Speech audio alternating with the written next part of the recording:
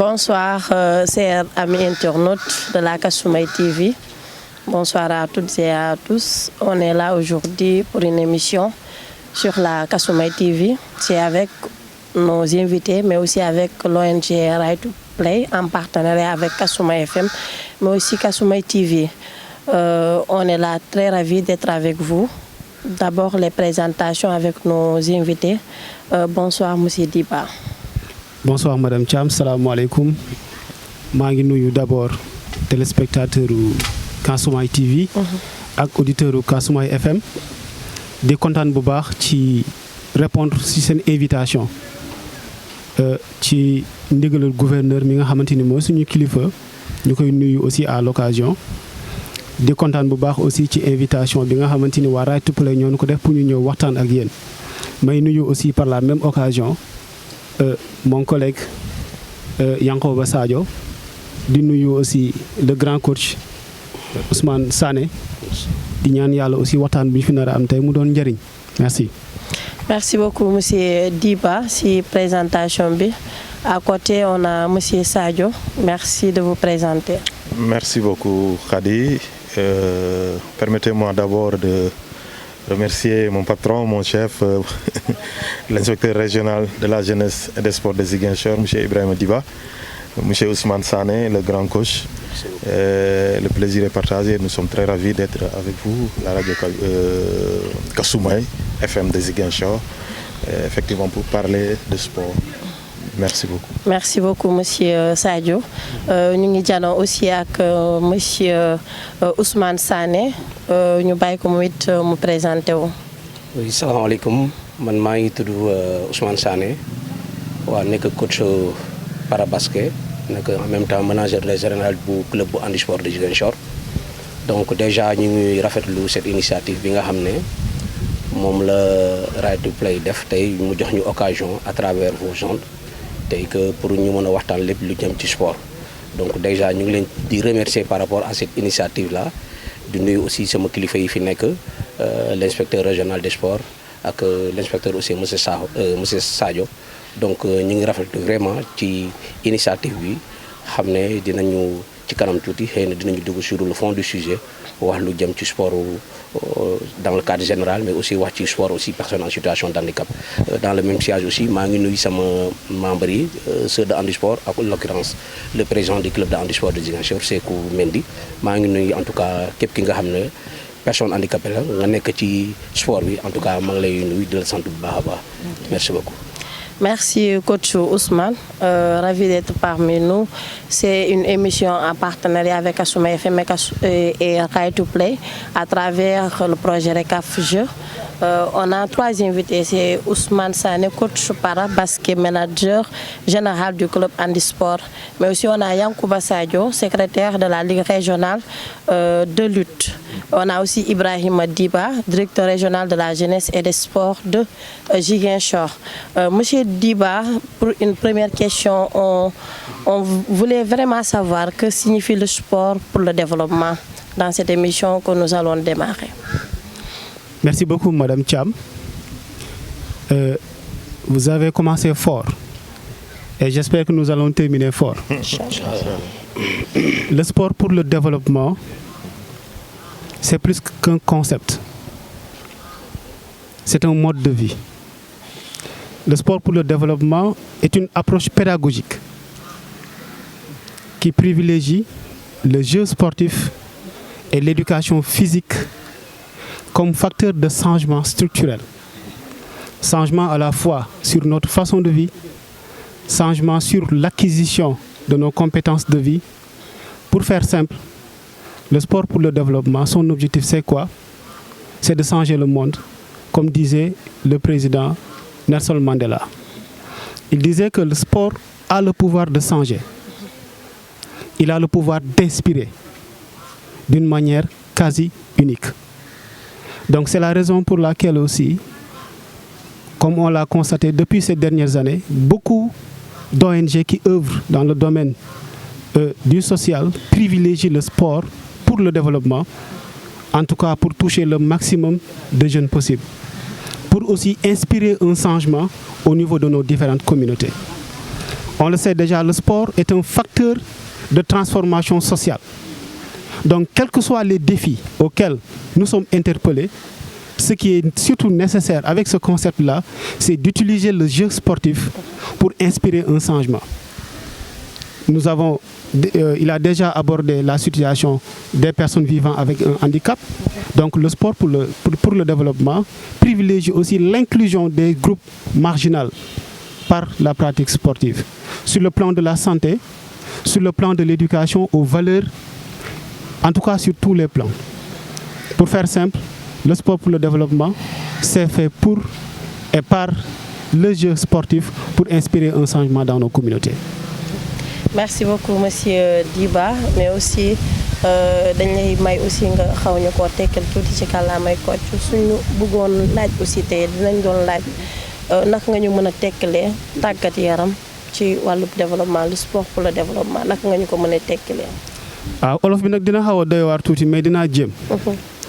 En tout cas li ñu war a xam mooy sport maanaam tàggat yaram li ko tax a jóg mooy defar yaramu doomu aadama defar xelu doomu aadama. moo tax ñu naan sport dafa am ñaari vertu benn vertu bi ci njëkk moom mooy defar gi muy defar sa yaram kii def sport ak ki dul def sport mënuñoo nekk benn ndax ki nga xamante ni dafay def sport kooku li hôpital di lekk xaalisam du bëri wote nag ñi nga xamante ni du ñu yëngu lool hôpital soo xoolee ñi fa gën a bëri tànk mooy ñi nga xamante ni du ñu yëngu léegi sport pour le développement non seulement dafa ñëw jël objectif boobu mooy defar yaramu doomu aadama defar xelu doomu aadama mais sport pour le développement dafa ñëw aussi pour jël le jeu sportif pour que suñu communauté défi yi nga xamante ni moom lay dund ñu mën ko changer ak domaine boo mënti jël tey soo jëlee sur le plan de la santé comme je l'ai dit sur le plan de la santé publique sport pour le développement am na lu muy def ci doomu aadama yi nga jël aussi sur la question de l'inclusion maanaam ñi nga xamante ni dañuy dund ak ay laago bu njëkk ku mësaan a am doom mu am yenn laago yi da nga koy nëbb mu mel ni tey lu jëm ci trisomie 21 par exemple waaye waa spécial olympique tax nañ tey ji képp ku am doom mu am laago amatuloo kersa génnee ko ndax li ko permettre moom mooy xale yooyu tey ñi ngi nekk biir spécial olympique ñu leen di entraîner ñu xam ni dañoo wute mais ci ñun lañ bokk donc sport pour le développement dafay agir ci côté boobu muy côté inclusion des groupes marginaux mën nañ ci développer lu bëri xam naa dinañ ñëwaat ci biir waxtaan bi waaye pour résumer li ma mujjee wax rek li ko tax a jóg c'est le changement au niveau de nos communautés et sur tous les plans voilà. Merci beaucoup, monsieur Diba. À côté, on a monsieur Sadio. Et en tant que technicien de terrain, quel exemple concret sur l'impact S4D pouvez-vous nous citer en tant que technicien? Khady, je vais parler sous le contrôle de l'inspecteur régional.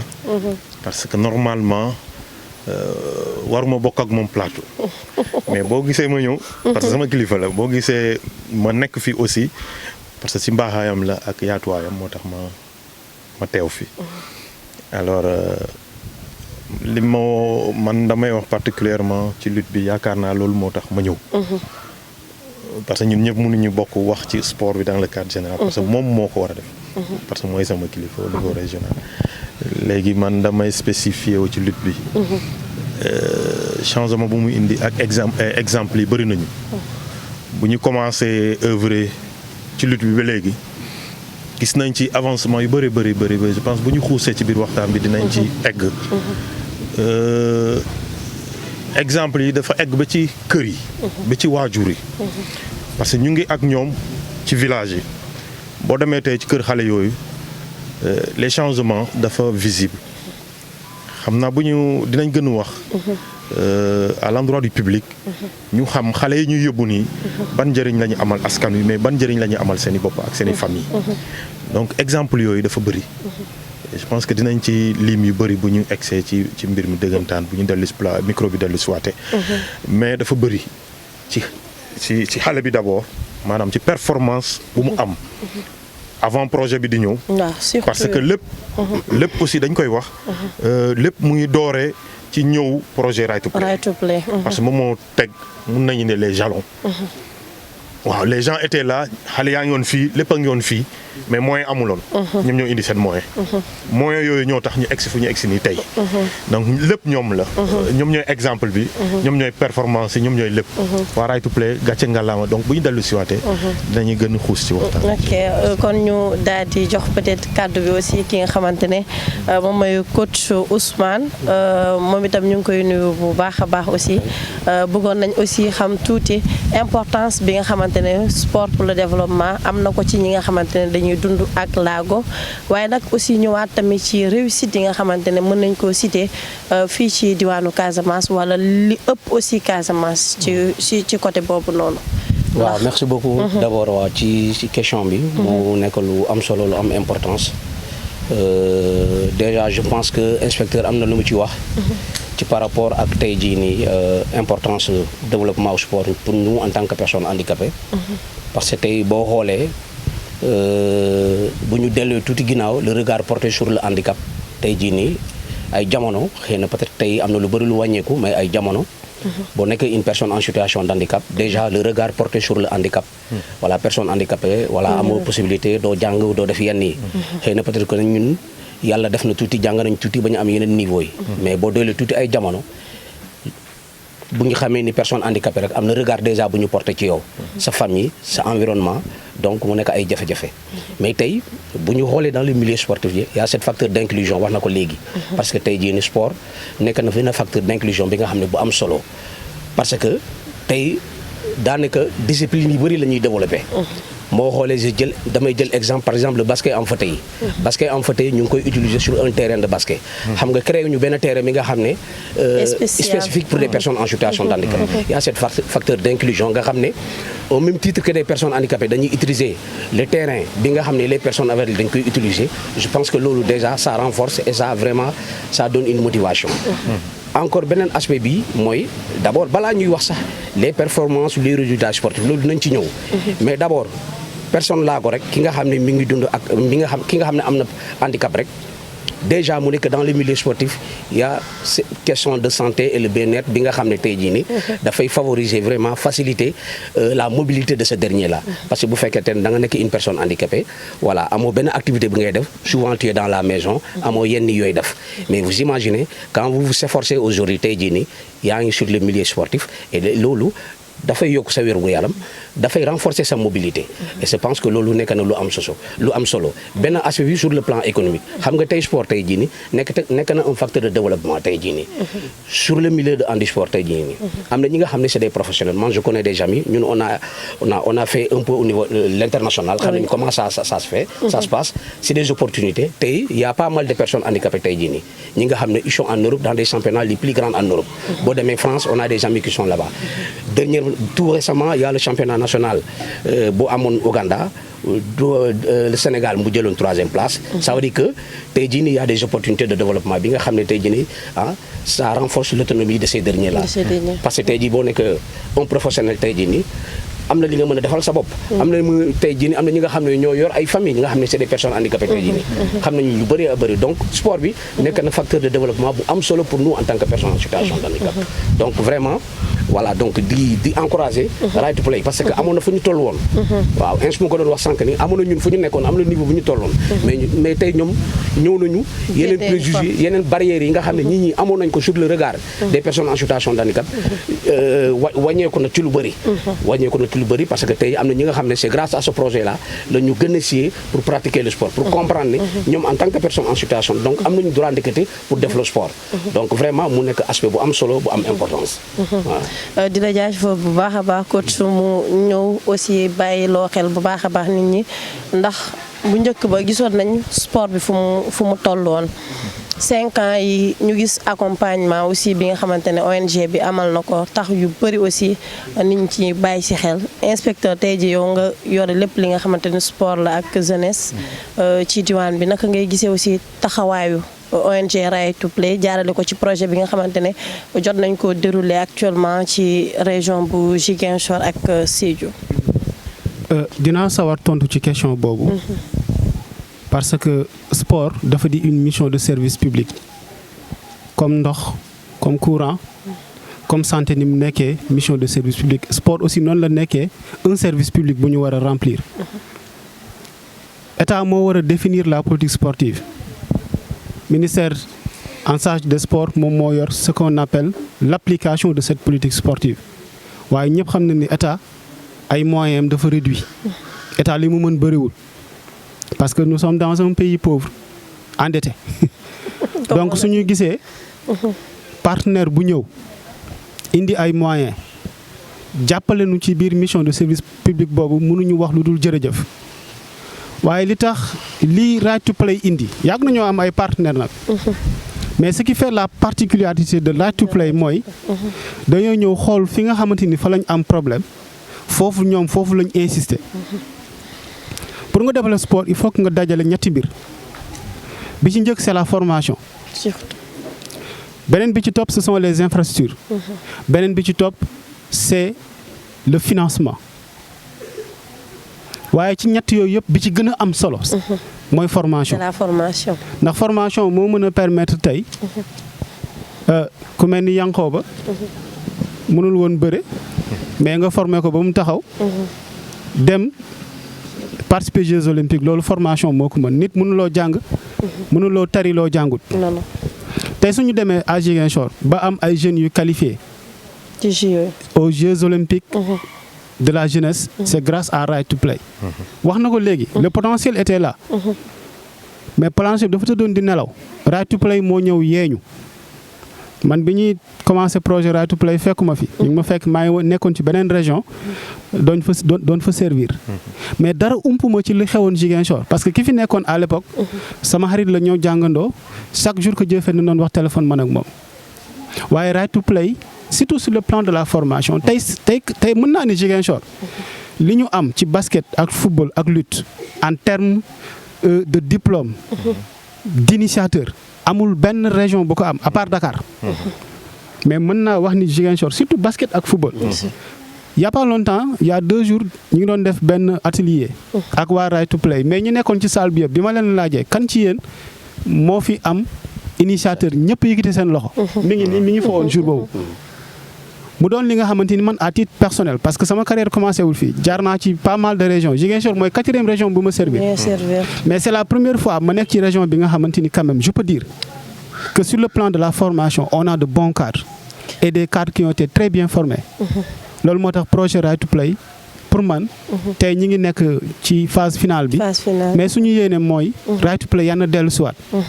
te su dellu see yan na yegg. fu raw Ziguinchor parce que bëri na ay régions yi nga xamante ni soxla nañ projet bu mel ni Right to Play.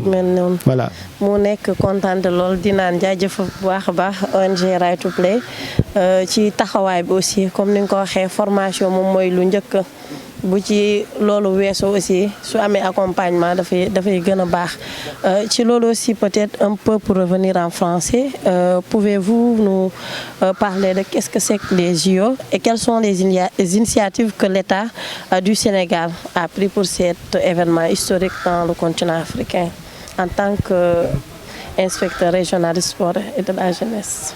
D'accord. Les Jeux olympiques de la jeunesse font partie du dispositif sportif qui est porté par le CIO, le Comité international olympique. Il y a différentes formes de jeux. Il y a les JO classiques que les gens connaissent. Les derniers Jeux ont été organisés en France en 2024.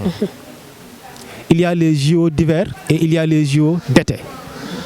Et dans ce dispositif, l'ancien président du comité olympique, qui s'appelle Thomas Bach, il avait jugé nécessaire de créer des jeux spécifiques pour les jeunes, c'est-à-dire pour ceux-là qui sont âgés entre 14 et 18 ans.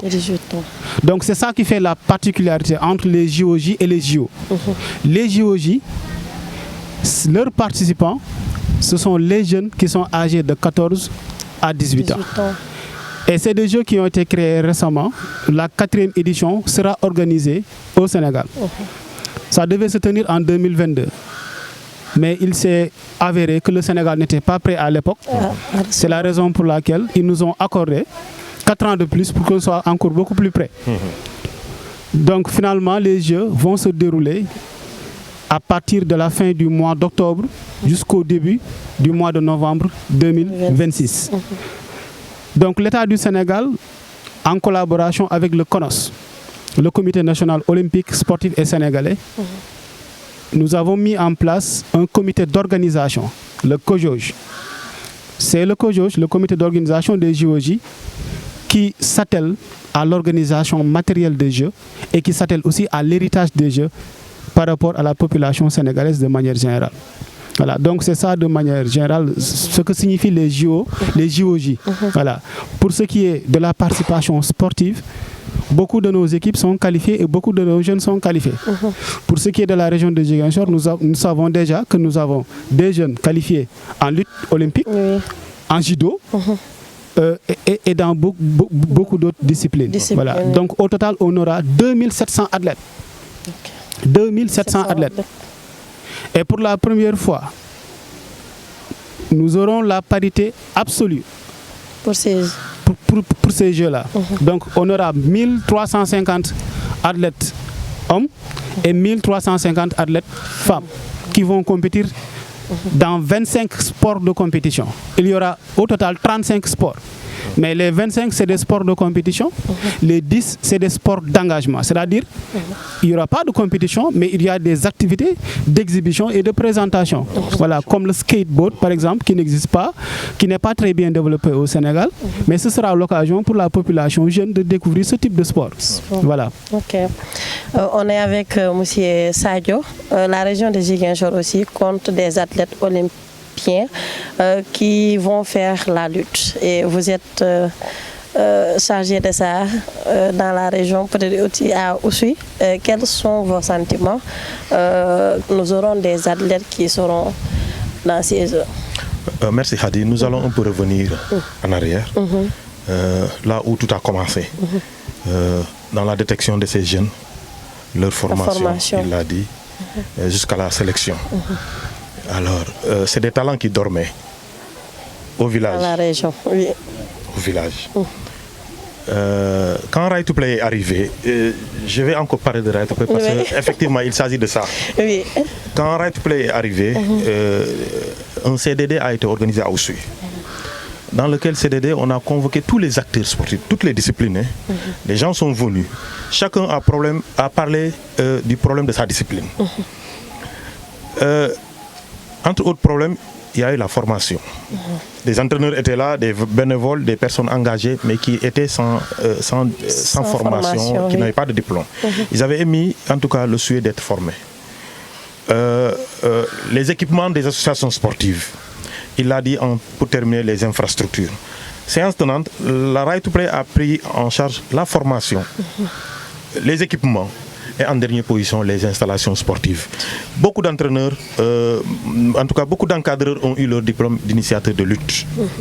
Et à côté, on leur a dit, on a des entraîneurs, on a des lutteurs, mais il nous faut des juges, c'est-à-dire des arbitres.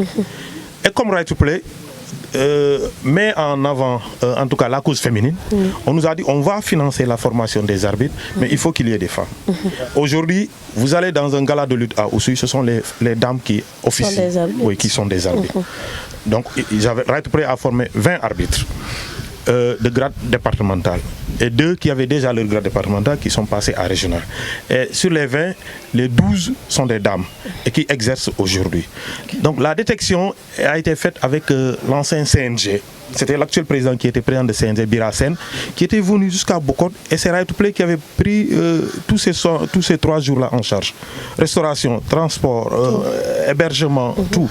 N'est-ce pas? On a fait 3 jours avec le CNG à Bokot-Djemberin et la détection a été faite. Ils ont fait leur sélection. Ce sont ces filles que vous voyez aujourd'hui qui nous ont valu satisfaction, qui ont été sélectionnées. Depuis lors, c'est des entraînements, n'est-ce pas? C'est d'intenses entraînements. Et à chaque fois, presque tous les mois, on organisait des rassemblements qu'on appelait VSD. Et chaque VSD était financé par Right to Play également. Vous voyez. Donc, financièrement, on peut dire que le comité départemental de gestion de lutte de Oussouye était bien. parce qu'il y avait la main de Right to Play. Et on a pu former tous ces jeunes, on a pu détecter, n'est-ce pas, aller jusqu'au fin fond du département d'Oussouye pour dénicher ces jeunes filles qui font aujourd'hui la satisfaction de toute une nation. Donc voilà là où est venu, n'est-ce pas, ce sacre ou bien cette grande satisfaction, n'est-ce pas? Parce que tout simplement, il y a eu la main de Right to Play. Les entraîneurs, l'encadrement technique a été très bien formé. Aujourd'hui, ils y sont. Aujourd'hui, les jeunes ne sont pas sans entraîneur. Vous allez à Bokot, il y a un grand dojo qui est là-bas avec Benjamin, qui a été formé. Il y a Benjamin, il y a Basile, il y a Brigitte, n'est-ce pas, Ditomso, qui s'occupe de l'encadrement des jeunes filles. Aujourd'hui, Bokot, Moulamp a présenté 2 jeunes filles qui sont dans le groupe, qui sont actuellement en Égypte pour des compétitions. Bokot Djemberin, c'est pareil. Tous ces jeunes, n'est-ce pas, sont en train d'être encadrés, n'est-ce pas, par les entraîneurs qui ont été formés par l'ONG Right to Play. Donc à cause de ces rassemblements, de ces VSD, donc tous ces jeunes ont été capacités. Mais il y a eu des formations annexes, on peut appeler ça comme ça, c'est-à-dire des formations hors sport. Je ne sais pas si vous connaissez la fille Fat Bintou Koli, qui s'exprime très bien. Mais elle doit cette expression, n'est-ce pas, à la formation. À la formation que Right to Play, les dames de Right to Play ont menée sur le terrain. Donc c'est des gens des filles qui n'ont plus de complexe, qui n'ont pas en tout cas, qui n'ont pas le complexe de parler en public, qui se prennent en charge, qui savent en tout cas les retombées de leur participation en tout cas internationale, qui savent les utiliser à bon escient. En tout cas, ce sont les parents. Ces retours nous viennent des parents. La fille est venue avec l'enveloppe que l'État a mis à leur disposition, bien sûr, parce que après le relais a été pris par l'État à travers le CNG ou la fédération actuellement. Les gens ont formé à la base, l'État a pris ces jeunes.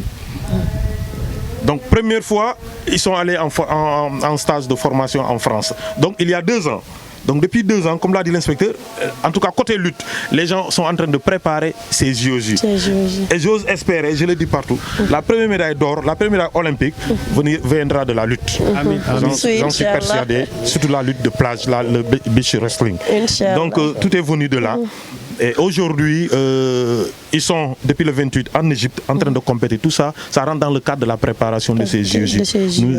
La région de Ziguinchor a beaucoup de représentants dans cette équipe de lutte du Sénégal. Voilà. En tout cas, merci beaucoup, monsieur Sadio, et merci pour Right to Play, l'accompagnement aussi. Danañu dem aussi si coach Ousmane ñu gis tamit liggéey bu am solo bi nga xamantene ñu ngi koy def tamit ci côté ñi nga xamantene dañu amé laago ñu gis engagement bi ndax lu yàggul dara dem nañ ci benn olympiade bi Right to Play def ñu gis aussi taxawaayam foofu noonu ci loolu ak la ñuy waajal di ay JO coach su ma bëggoon xam ndax disposition yëpp daan ngeen koy jël wala tamit état gunge bi mu leen ci war a gunge ndax waajal nañ ko yéen seen taxawaay foofu ci JO yooyu nga xamante ne ñu ngi koy waaj ci personnes handicapées. waaw merci beaucoup ci question bi par rapport ak JO yi parce que JO yi daanaka dafa nekk benn programme bi nga xam ne jëluñu en compte la participation sportive des personnes handicapées. waaw parce que ñun dañoo am benn programme bu ñu wasa ñun am nañu ay Jeux paralympiques yi nga xam ne qui concerne les personnes handicapées.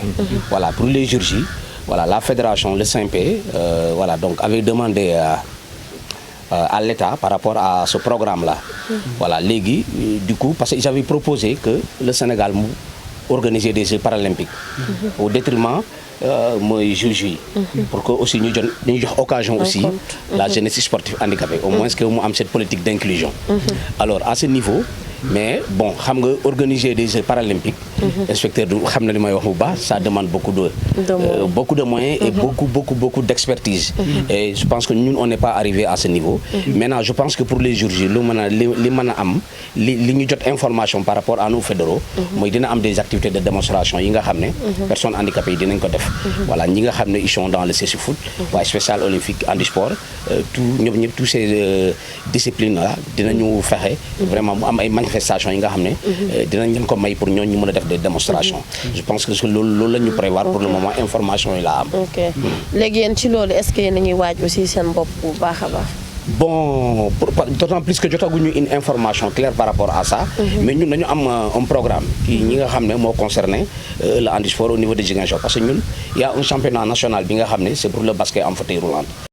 Ziguinchor dafa am une équipe bi nga xam ne day participer à ce championnat de basket en fauteuil roulant. Donc nous sommes en train de se préparer par rapport à ça. Mais dès qu'on a les informations par rapport à Juju, dinañ xam comment il faut vraiment préparer les athlètes pour dem ci joŋante yooyu noonu. waaw. ok monsieur Sadio sànq bëggoon naa aussi nga tënkaat ko tuuti peut-être ci kàllaamay Kocc comme ni nga ko waxee ànd bi dafa yàgg juróomi at la.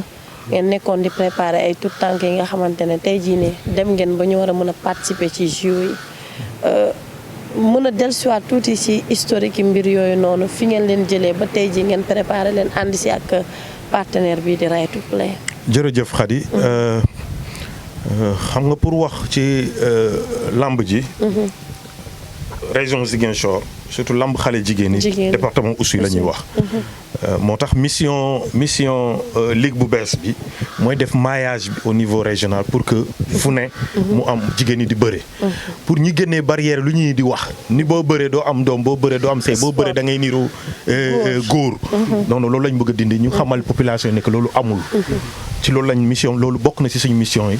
parce que am na à Sindia xale jigéen ñi commencé bëre donc dinañ fa wàcc. dem sensibiliser population ñu wax leen ne que lu ñu xalaat du noonu. alors Right to Play moo ñëw fekk ñu comme ni ñu ko waxee inspecteur wax na ko fi ñun agent de l'état la ñu état moo ñu fa teg pour ñu liggéey. donc ci liggéey boobu la ñu Right to Play fekk mais ñu woon moyen entraîneur yaa ngi woon fii ñu mën a tuddee ay entraîneur ay écurie ñu ngi woon fii n'est-ce pas mais amuñu moyen bu ñuy liggéeyee. Right to Play ñoo woote bi ñu wootee autour du préfet n'est-ce pas ñu laaj entraîneurs yi lan mooy seeni problème ñu ne ñun de ñetti problème lañ am. problème formation am nañ ko ñun ñii ay entraîneur lañu mais amuñu diplôme. dañuy te pour nga tàggat xale il faut nga am diplôme. munoo jël xale bi xale 12 ans 11 ans 9 ans nga di ko dawloo nii te xamoo lu tax xale bi war a échauffé ndax xale bi dafa war a échauffé warul échauffé loolu lépp il faut ñu xam ko. te duñ mënuñu ko xamee fenn fu dul ci formation. ñu ne leen équipement sport association sportive yi écurie 5 écuries ñoo am département Oussouye écurie yooyu yëpp Right to Play jox na leen matériel ay sac yi ngand la.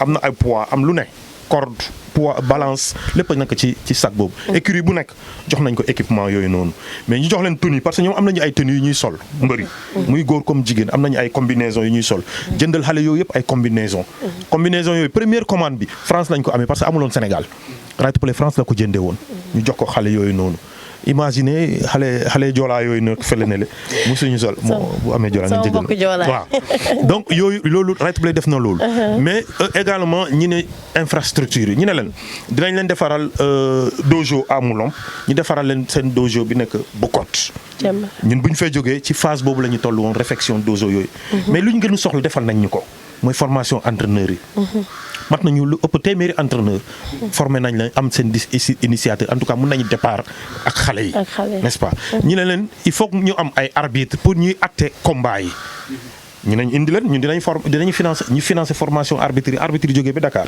ñu bind CNG à l'époque CNG yónnee ñu ay arbitre ay techniciens ñu ñoo former gars yi à def 10 jours à Oussouye ñu former arbitre ba tey am na ay arbitre jigéen ñi nga xam ne grade départemental la ñu am n'est-ce pas ñu ngi arbitrer boo déggee gala de lutte fële rek jigéen ñi ñu ngi arbitrer ñu ngi foofu léegi ñu jëlee xale yi ci dëkk yooyu noonu ba Essoukoudiak Essaout fépp département Oussouye fu ñu dëgg xale rek dem nañ ko jëli foofu ñu indi ko tey xale yooyu ñoo nekk nii équipe nationale mu tombé ak benn programme bi ñu bindoon CNG ñëwoon jamono yooyu président Bira mu newoon président CNG ba balaa muy wàcc après mu ñëwaat mu ñëw ak équipe am yëpp ñëw nekk Bokot def fa 3 jours donc durée boobu noonu yëpp Right to Play également moo ko jël en charge ci seen lekk ci seen hébergement ci lépp Right to Play jël ko en charge ñu def seen détection ñu tànn xale yooyu noonu ñun dañu toog ñu yónnee ñu liste yi ñu ne ñu xale yi préparé leen ñi bu ku amul kayit na ngeen ko wutal kayit et tout def lépp on a fait tout le nécessaire xale yi ñu état si la jël relais bi à travers le CNG bien sûr état jël relais bi yóbbu leen ay préparation donc lii depuis 2-3 ans ci ginnaaw ñu ngi préparé JOJ bi fekk xale yi ay amuñu woon âge bi sax amuñu woon sax 15 ans ñu ngi doon góorgóorlu ak ñoom ba nii yóbbu nañ leen France yóbbu nañ leen Sénégal yóbbu na leen France yóbbu na leen Chine yóbbu na leen Égypte yóbbu leen Maroc loolu yëpp ci préparation tey nii ñu ngi Égypte ci beneen compétition di préparé et chaque fois mu am creux ñu am vacances bu ndaw yóbbu nañ leen arène nationale pour regroupement de 10 à 15 jours pour tàggat leen préparer leen ci Jeux olympiques moo tax ñun ñu gëm ne Sénégal première médaille d'or bu muy am médaille olympique bu muy am ci lamb lay doon te loolu gëm nañ ko surtout lamb jigéen yi loolu gëm nañ ko wóolu nañu xale yi nii donc Right to Play loolu la ñuy defal te inspecteur wax na ko fi dañuy ñaan projet bi mu amaat beneen financement mu mun a continuer parce que waaw formation bi yemul ci initiateur kese maanaam par rapport entraîneurs yi war nañu avancer arbitres yi war nañu avancer jógee département dem régional ainsi de suite ba grade national donc loolu yëpp day jouer ci performance athlètes yi donc ci loolu lañ nekk ñoom amuñu seen fay parce que lu ñu fi defal ce sont des auxiliaires de l'État inspecteur wax na ko dëgg la mais lu ñu def bëri na mais loolu yëpp dañuy si gërëm di sant suñu autorités yi parce que ñoom ñoo leen jox quitus buy tax ñu ñëw liggéey ñu mun koo def dafa rëy lu ñu def ba lii gis nga pour nga xam importance bi xale ni ñuy demee ni di ñëw nga dem seen dëkk yi ku musuloon am portable mu am portable parce que il faut mu am portable fédération lu mu def numéro parents yi la ñu yor xale lépp lu ñu am comme enveloppe parents yi lañ koy yónnee directement mais parents dañ koy yónnee sax directement lépp lu ñu am comme enveloppe parents yi lañ koy yónnee directement ñu gis seen bopp lool parce que seen kër yi sax andi na ci changement am na ñu ci changé toiture ci affaire xale yooyu donc kenn du ne sport féminin amul njëriñ non moo tax ñun ñu bëgg a wër région bi ñu génnee loolu noonu ne leen li ngeen di wax amul sëy dañoo bëgg ñëpp sëy xale jigéen fi mais mënul nekk le mariage n'est pas garanti pour toutes les femmes mais du ñëpp am aussi mun a am doom donc mënuñu ne pratique sportive moo tax doo sëy moo tax doo am doom loolu du wax bu taxaw donc ñun loolu lañ nekk di déconstruire di génne mais xamal parents yi nekk góor baax na jigéen baax na sa doom bu góor bu nu muy ñefee mu indi la saaku ceeb bu jigéen ti également mun na ñefee indi la saaku ceeb te ñoom ñu ngi koy gis à la base boo demee tey bu ko jëmbee nga dem Moulomp nga dem Essoukoudiak nga dem Essaout ñoom teg nañ ci seen bët ñi ku nekkul ci football mu ngi ci lamb mu nekk lu am solo fi nga daanale peut-être lu góor mën jigéen tamit mën na ko nga wax ci say kàddu aussi may ñu espoir bu baax a baax inspecteur nee na médaille bu njëkk bu ñuy am dafay nekk ci lamb bëri xale jigéen yi te am nañ ci yaakaar tey jii nii fi may yëkkateeg yow mooy que tey jii nii yéen a ngi koy waajal léegi état ak moyen d'accompagnement yi nga xamante ne tey jii mi ngi si ndax xam ne ñun suñu région bi dañoo xaw enclavé sori loolu luy Dakar yoon bi métti léegi tey jii nii est-ce que yéen a ngi ci taxawaay ak si wàccaay xool naka ngeen di jàppale ndaw yooyu suñ naree dem ñu am ci accompagnement bu mot. tout à fait xale yi nga xamante ni qualifié nañ war a participer ci JOJ yi ak discipline bu mu mën ci doon am na benn programme d'encadrement spécifique ñoom bu ñuy suivre ak seen fédération ak aussi ndimbalu partenaires yi voilà donc loolu du ñun en tant que tel en tant que service technique ñun ñoo ko war a gérer ñun ci ministère des sports lañ jokk directement par contre tout ce qui est programme de JOJ État du Sénégal dafa mettre en place benn structure bu tudd le comité d'organisation des Jeux olympiques de la jeunesse donc ñoom ñooy gérer lépp lu jëm ci wàllu encadrement ak accompagnement wu athlètes yi mais ñu ngi koy suivre de très près parce que sport service public la waaw te ci li ma jot a gis ak fi ma jaar yëpp Kaffrine bi nga xamante ni fa laa nekkoon am nañu ay xale yu qualifié mais chaque 2 semaines par exemple dañuy dem Dakar je veux dire chaque mois dañuy faral di dem Dakar def seen ay programme d'entraînement suñu paree dellu soit ñëw continuer seen ay activités scolaires parce que xale yu ci bëri ñu ngi ci lycée yi voilà Ziguinchor aussi c'est la même chose voilà mu nekk lu am solo ci accompagnement yooyu noonu buñ demee ci coach aussi danañu bëgg a xam peut-être tey jii nii njeextal waxtaan wi dañ nekk plaidoyer yi ngeen bëgg wala yi ngeen bëgg aussi état gën see taxaw ci côté parasport bi accompagnement ak yëpp lan lay doon. waaw je pense que à ce niveau suñu plaidoyer d'abord day nekk tey jii nii boo xoolee l'accessibilité des infrastructures sportives au niveau de Ziguinchor, ça pose problème pour les personnes handicapées. Parce qu'avec Right to Play, vraiment, à mon nous, voilà, donc, appui pour améliorer le plateau sportif. Voilà, pour Ziguinchor. Mais malheureusement, voilà, souvent, il y a des problèmes à ce niveau. Parce que Taïdini, les infrastructures sportives, il n'y a que filles. Ba léegi des na trop pour nous personnes handicapées ñu mën fa am une accessibilité adéquat oui. Donc ça ne répond même pas aux normes parce que tey ñu bëri ci ñun siège roulant yi la ñuy utiliser. ñeneen ñi dinañ utiliser tartan yi pour daw. waaw ñu mel ni waa INEFJA.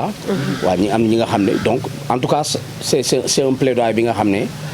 war nañ ko mën a def ñi xalaat ne les infrastructures sportives yi aussi. bu ñu koy tabax nañu penser aux personnes en situation d'handicap nga xam ne aussi.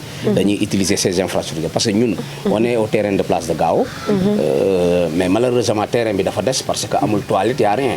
alors que y avait un projet parce que Right to Play était dans les dispositions pour accompagner la mise en œuvre de ce projet. mais malheureusement faute d'appui de nos autorités. Vraiment, le projet-là n'a pas vraiment été financé au bénéfice des athlètes, au bénéfice de la jeunesse sportive de Ziguinchor, parce que nous ñoo fay entraîner. Alors, ben plaidoyer bu may def, c'est par rapport à l'accompagnement des équipes de handisport. Et quand je parle de ça, je parle d'abord de notre premier partenaire, la mairie de Ziguinchor. La mairie de Ziguinchor, je pense que le sport c'est un démembrement de nos communes. Donc tey jii nii war nañu mën a dugal seen loxo ci sport mais tey jii boo xoolee le handisport c'est un parent pauvre bu nekkaloon tey jii nii Right to Play bi nga xam ne moo ñu ñëw yëkkati tuuti. mais ça pose problème. tey financement yi nga xam ne ñu ngi koy dugal ci les autres disciplines je pense que aujourd'hui il est temps aussi. ñi xalaat aussi les structures des personnes handicapées qui sont dans les zones les plus reculées. ñi accompagner ces dernières là. parce que tey jii nii sport bi tey kenn ku nekk war na si mën a gis sa bopp mais malheureusement aujourd'hui voilà le financement pour des activités sportives des personnes handicapées pose véritablement problème au Sénégal. et particulièrement dans la région de Ziguinchor.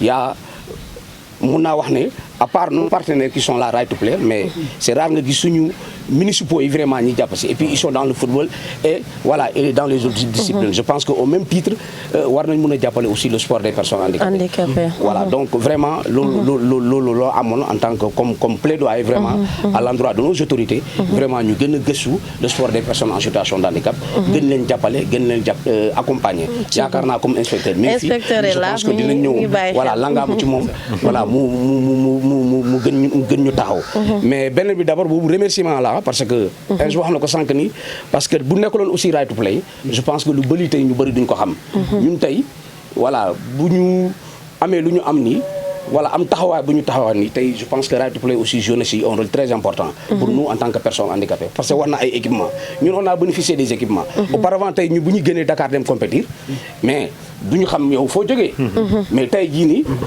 boo solwee nga gën a dugg ci terrain bi xam nga sport affaire noble la surtout le basket comprendre nga mais boo solwee nga gën a dañuy xam ne kii moom vraiment pare na pour def sport tey jii nii tey ñun bu ñu solee mu rafet c'est grâce à Right to Play ndax am nañu ay dalla am nañu ay maillot digne de ce nom am na tout ce qui est demandé pour le basket matériel yooyu am nañu ko kon tey jii nii ñun dañ leen di sant bu baax di leen gërëm comme ins nu mu ko waxee vraiment parce que y a toujours des choses à faire dans le milieu sportif je pense que Right to Play lu ñuy ñaan mooy ñu ñëwaat pour que voilà parce que Sénégal bi yëpp ñun ñëpp benn lañu te y a cette jeunesse là un peu partout soxla nañu Right to Play mu egg fa donc je pense que aujourd'hui ñun suñu ñaan ak suñu plaidoyer mooy ñi ngi ñaanaat que Right to Play mu ñëwaat vraiment parce que le besoin se fait sentir les besoins c'est là et puis bëgg nañu encore pour que ñu ñëwaat ci liggéey bi jàppale cette jeunesse là donc loolu mooy sama kàddu ndax am na yeneen i région yi may dégg ñuy naan soxla nañ Right to Play c'est ça bu mu yem Ziguinchor ak Sédhiou inspecteur mu nekk plaidoyer bu am solo bi nga xamante ne coach wax na ko fi mais dinañ bëgg a xam aussi sa kàddu bu mujj ci ndaje bu am solo bi nga xamante ne dañ doon waxtaane sport pour le développement en tant qu'inspecteur. merci beaucoup madame Thiam. ñun ay techniciens lañ ni ñuy dem ci plateau yi bëriwul. yaakaar naa bi mu ñëwee Ziguinchor rek léegi mu mat at bii mooy sama deuxième plateau. parce que on est constamment sur le terrain. damay leen di gërëm d'abord ci invitation bi. parce que am na solo ñuy waxtaan ak population bi ñu mën a xam exactement ni am na ay services techniques yu fi nekk ñoom ñoo leen tax a jóg. beneen kàddu gi ma bëggoon yëkkati aussi kàddu ngërëm la. parce que nit aussi su la defee lu baax da nga koy wax. Right to Play li mu def au niveau des régions de Ziguinchor et de Sédhiou état lañ ko defal. parce que loolu rôle état la. mu def ko mais comme que état mënul lépp nga am partenaire bu ñëw ànd ak yow liggéey mais ci benn démarche bu inclusive parce que fii partenaires yu bëri dañuy ñëw rek xool li ñu bëgg def ñu def ko mais Right to Play dafa ñëw waxtaan ak acteurs yi.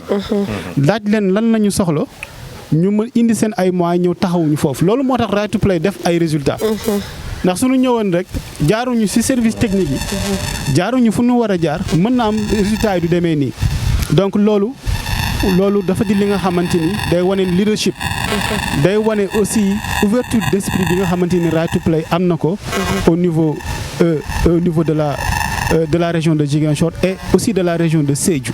Voilà donc suñu souhait comme ni ko coach waxee mooy Right to Play dellu si waat xaw ma nag nan la ñuy def ba dellu si mais ñi ngi ñaan daal en tout cas Joanna mi ngi ni toog jàkkaarloog ñun muy suñu partenaire voilà mais bëgg naa mu yeggee ko Michel Diatta nekku fi présentement mais ñu ngi koy nuyu ak équipe bu mu àndal yëpp ñoom Marie Françoise fàttewuñu kenn man de dinaa leen namm wax dëgg yàlla waaw sincèrement en tout cas loolu mooy kàddu yu ñu bëggoon yëkkati rek di gërëm bu baax ñi ma bokkaloon aussi plateau bi waxtaan bi neex na trop ku si nekk si ñun am nga dara loo fi jàng merci encore une fois. di la jaajëfal bu baax a baax inspecteur Dibala yore lépp luy tàggat yaram nag ak ndaw yi aussi fii ci diwaanu Ziguinchor monsieur Sadio nag moom itam ñu ngi ko cëralee li nga xamante ne dafay toppatoo bu baax a baax wàllu làmb rawatina làmb xale jigéen ñi moom tamit di ci amal liggéey bu am solo tey jii nii sa kàddu bu mujj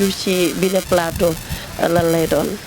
di la jaajëfal yow. ak sa équipe sa caméraman yi sa photographe yëpp ñu ngi leen di jaajëfal ci liggéey bi. liggéey bi daal yàlla luñ ci séntu daal ñu am ko ci. maanaam ñëpp gis ko ñu wasaare ko ñëpp gis ko. bu ko defee plaidoyer Ousmane yi. mu am ay yeneen partenaires yi ko gis. donte bëgguñu gaa yi dem. te dinañ ci def ñaan pour ñu am yeneen 5 ans. dinañ ci def ñaan ñu am yeneen 5 ans. pour que yeneen région bénéficier aussi. mais aussi programme bu ñu fi entamé. ñu mën ko continuer. alors kii dama koy beral nuyoo bi ak remerciement bi parce que dafa di sama kilifa.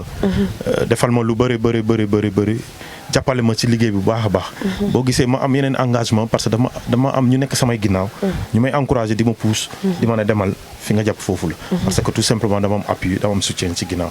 mais di remercier également waa Ligue régionale de lutte. ci turu président bi Pape Diop Amadou Ndiaye. ak membres yëpp ñu nekk ci 3 départements yëpp. ñu ngi commencé nañ processus mise en place yeneen structure décentralisée yi Bignona moo ñu desee ci sous district ñu ngi ci kawam incha allah bëgg nañu ñetti département yëpp ñuy bëri jigéen comme Oussou nu mu koy defee. donc ci tànk yooyu lañ nekk en tout cas ñu ngi vulgariser la lutte ñu xam ne discipline la comme football. xale mun nañ ci gis seen bopp comme football. donc ci loolu lañ nekk Right to Play dem na bëgguñu ñu dem. parce que on a tissé de très bons rapports ak ñoom. ak personnel Right to Play ñu ne suñu répertoire yokku na et je pense que loolu noonu rapport boobu noonu dina continuer ba beneen ñu renouveler contrat bi ñu mën a dellu si au grand bénéfice des pratiquants surtout des filles voilà de la population merci coach Ousmane coach Ousmane kàddu gu mu jege ci bile jotaay. déjà maa ngi lay remercier di remercier ñëpp ñi nga àndal ci liggéey bi waaw di remercier sama kilifa yi ñi fi nekk vraiment di rafetlu jotaay bi bëggoon nañu mu gën a yaatu mais comme waxtu bi moo ñu tënk rek maa ngi leen di sant bu baax di leen gërëm di remercier encore une fois waa Right to Play comme ni ma ko waxee rek di wax ne vraiment ñun de on n'a pas regretté pourquoi ñoom ñu nekk fii et vraiment ñi nga xam ne c'est une équipe vraiment dynamique ba pare voilà li ma gën a neex ci ñoom mooy ay nit ñi nga xam ne waxtu boo leen woo rek poser leen situation rek ils sont à votre disposition franchement parler amuñu kenn ku ñu beddi voilà donc vraiment da nga leen di remercier bu baax di leen ñaanal comme ni nga ko waxee rek en tout cas ñun suñu suyee bu ñu sañoon moom dinañu continuer di liggéey ak ñun parce que gis nañu les résultats gis nañu aussi nan nañu façonner le sport en tant que tel fii ci région Ziguinchor waaw donc déjà loolu dañ leen di remercier par rapport à tout cela par rapport à tous les efforts yu ñu def vraiment pour l'accompagnement de cette jeunesse là leneen li ma ci yokk rek mooy di wax ne voilà pour ce qui concerne le sport des personnes handicapées déjà il y a l'équipe nationale bi nga xam ne demoon na Coupe d'Afrique bi ñu jëloon 3e place donc nous sommes dans une phase de préparation parce que nekkoon naa ci stage de préparation bi avec l'équipe nationale voilà ñu ngi waajal pour demaat pour les qualificatifs pour les Jeux mondiaux bu war a am Canada. Donc ça sera du 5 au 12 juin en Indonésie. Dañuy débat pour les qualifications pour les Jeux mondiaux. Donc ñu ngi ñaan ngeen ñaanal ñu. Voilà vraiment pour que bu ñu demee ci njoxante yi vraiment ñu mën a qualifier pour les Jeux mondiaux. Donc loolu mooy suma kaddu. Di leen sant bu baax di leen gërëm. Merci beaucoup. di leen ñaanal ndam incha allah di ñaanal ñëpp ñi nga xamante ne aussi dañuy préparé wu ànd si ak kilifa yi nga xamante ne dañ leen gunge ci JO yi ñu indil ñu ndam yi incha allah. ci loolu di remercier bu baax a baax équipe Right to Play. dinañ ko commencé ci kaw monsieur Diatta dem ci coordonnateur chargé de programme chargé de projet waaye tamit am na kenn koo xamante ne duñ ko fàtte chargé communication liggéeyam gis nañ ko rafetlu nañ ko bu baax a baax comme ni ma koy waxee mu ngi ci lëndëm bi de waaye lépp lu baax moom moo ci jàpp di ko jaajëfal bu baax a baax ni ko ñëpp waxee même aussi ñun ñi nekk ay acteurs de médias chaque jour dañ koy waxtaanee bëgg nañ lii nii nañ ko làbbaliwaat mu amaat beneen accompagnement liñ fi sumb nii ñu ñëwaat mën a jekkal li nga xamante ne dañ koo door diwaan yi nga xamante ne bëgg nañ ci aussi ñu am ci ay zone d'intervention ñu agir fa ñooñu tamit yàlla na ne yàlla may bu ñuy ñëwaat aussi ñu am yeneen diwaan yu ñuy ñamal yéen ñi nga xamante ne tamit yéen ñu wuy su fii ci Kasumay TV ñu ngi leen di jaajëfal bu baax a baax